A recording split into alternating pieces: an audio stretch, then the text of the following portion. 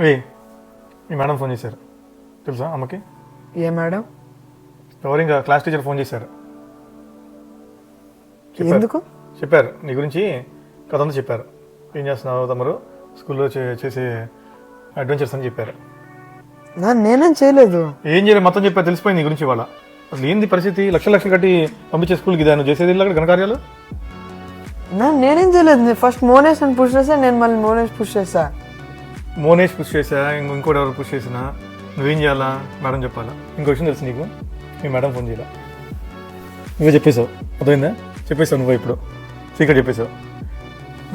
గుర్తుపెట్టుకో, ఎవరు పుష్ చేసినా నువ్వు నీ రెస్పాన్సిబిలిటీ ఏంటి మేడం చెప్పాలా, అర్థమైందా?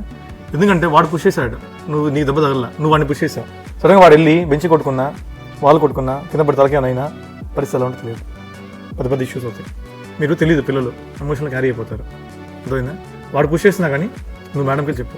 మేడం ఉన్నారా, కోఆర్డినేటర్ మేడం ఉందా, ప్లస్ ప్రిన్సిపల్ ఉంటారా, ఎవరో ఒకరు చెప్పు. నువ్వు మాత్రం ఇనిషియేట్ చేసుకుని పుష్ చేయద్దు.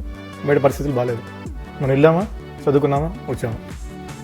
పుష్ చేయటం కానీ ఇట్లాంటి ఆటలాడటం కానీ, ఎందుకంటే ఒక్కోసారి కొన్ని చిన్న చిన్న విషయాలు కూడా సీరియస్ అవుతాయి మనకు తెలియకుండానే.